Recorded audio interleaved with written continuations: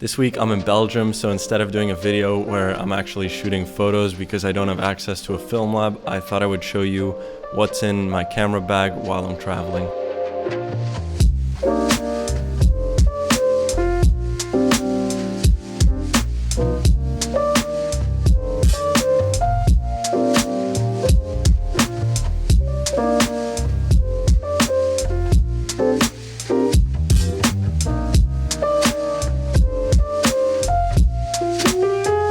First off, we'll start with the bag. This is not a crazy bag, it's an Eastpak. It's a very standard bag, but it works really well for me.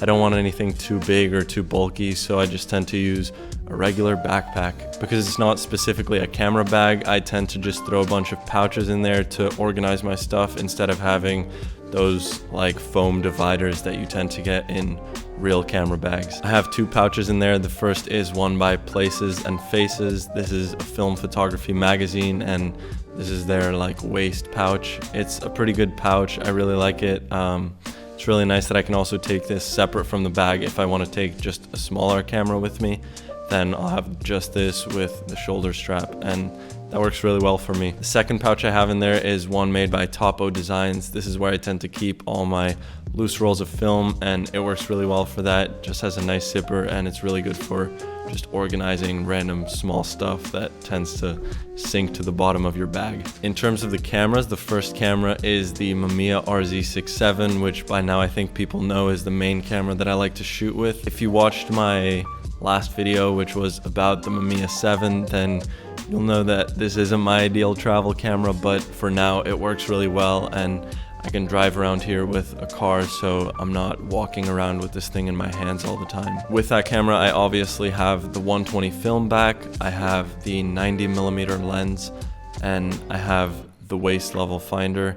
It's a good combination for traveling, and it's a really versatile camera, so that's why I like it. I can shoot portraits with this thing, but I can also shoot the landscape style stuff for a documentary project that I'm doing, so it works really well for all of those things. If you don't mind the weight and bulk of this camera, then it's a really nice like all-in-one camera because it does just about everything. I also love how easy it is to switch between landscape and portrait, especially when I'm taking a photo of somebody. It's so easy to just switch it real quick and take a second shot. I tend to just put this in the Eastpak. I don't have much padding around it, but because this is the only real loose thing in that bag, it doesn't really matter too much.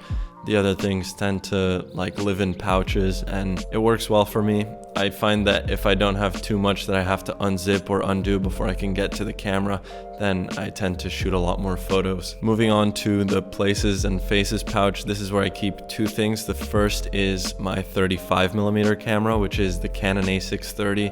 I feel like I've talked about this camera quite a bit, but it's just a good 35mm travel camera that's really easy to use because it's auto winding and it has a really nice built-in light meter, so I don't need to carry an additional light meter for this camera. I tend to not make serious work on 35mm cameras anyway, so this camera is just more for fun.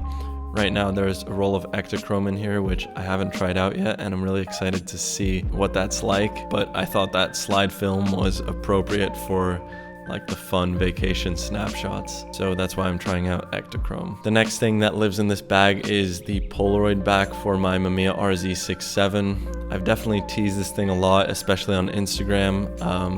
I've posted a lot of the photos that I've shot with this thing. This is something that I custom built. I used an old Polaroid processor, which is called a CB70. These things are quite expensive on eBay, and I modified it to mount on the Mamiya RZ67.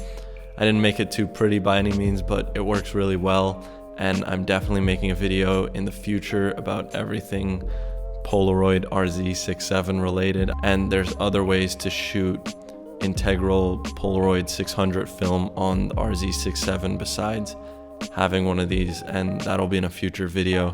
This is definitely one of my favorite film formats, and I just love it because it's instant and it's also physical. So the next thing you pull out is the Topo Designs bag, and as I mentioned, this is where I keep most of my film. I actually went a little bit overboard with the film that I brought on this trip. I brought 4 boxes of Portra 400 because I'm shooting a big project out here, and I just wanted to make sure I had plenty of color film. I've only done one day of shooting so far, and in a couple of hours I went through 4 rolls of Portra. I feel like it's definitely not overkill, but it's always good to have more than you need because especially out here, Portra gets so expensive. I'll be shooting mainly color on that project, but just in case, I also brought 5 rolls of Ilford XP2. I really like this film because I can develop it at home together with my color film because it's C41, and I can just use the same set of chemicals for this film, even though it's black and white. Then lastly, I just brought a couple rolls of film for fun if I'm just looking to shoot something new.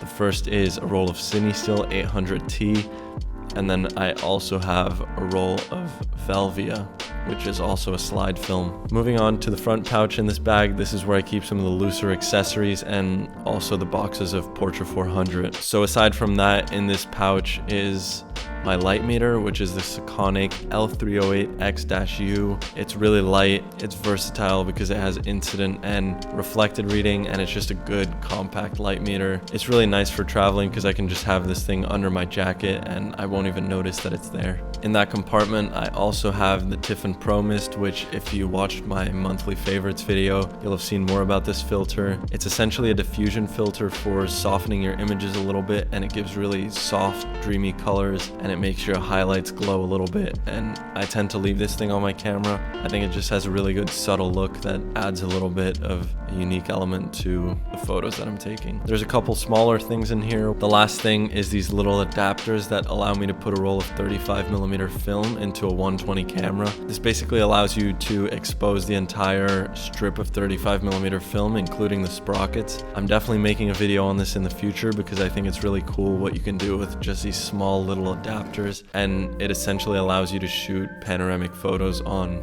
35mm film, which I think is really cool.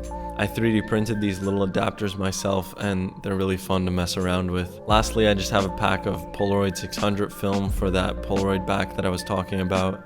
I really like the images that this film produces, and it has a really nice soft look to it, and the colors are always very unpredictable and interesting looking.